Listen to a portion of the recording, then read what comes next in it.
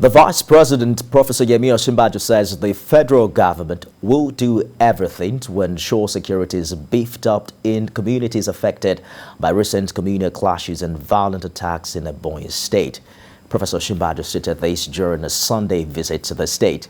He condemned the attacks and sympathized with the victims, describing the acts as cowardly, wicked, and very deeply distressing.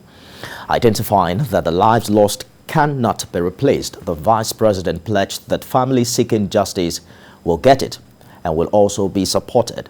Assuring the people of improved security in the affected areas, the Vice President added that the National Emergency Management Agency, NEMA, would assess the incident so as to provide support to victims and help in rebuilding the affected communities.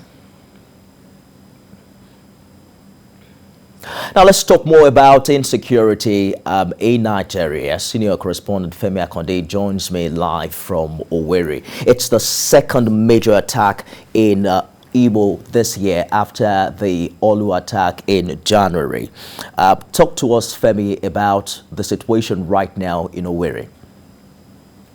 Yes, Femi, the situation appears calm as we speak, but I must say that when you look at the faces of the people, you can see that fear and uncertainty, even though they go about their normal businesses as if nothing has really happened. And there's a heavy presence of security operatives around the state. We have seen a joint task force codenamed Operation Search and Flush. We've seen their vehicles and including their officers positioned as strategic areas across the state capital to ensure that maybe a recurrence of this attack is forestalled. You know, they all woke up to hear the news of this attack. The state governor called an emergency security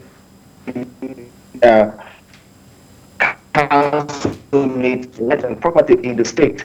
It's protected, but you know, there's this blame game. No one knows who is responsible for this yet, even though the police has come out to say that it is the proscribed IPOB group that is responsible for precisely, Femi. Proscribed IPOB and Easter Security Network. Has there been any confirmation from that particular group as regards this attack?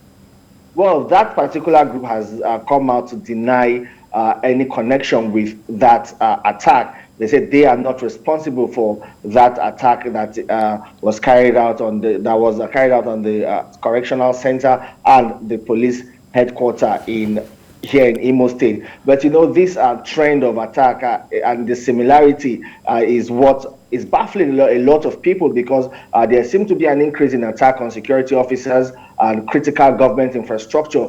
We saw the attack in Anambra State where policemen attached to Professor Charles Soludo were killed and their weapons taken from them. Some of these kind of attacks have taken place in some other parts of eastern or southeast Nigeria, and including here in Imo State. But the one that happened today, where more than Indeed, Femi, all eyes on the southeast. The Vice President only recently left Ebonyi after alleged attacks by suspected headsmen.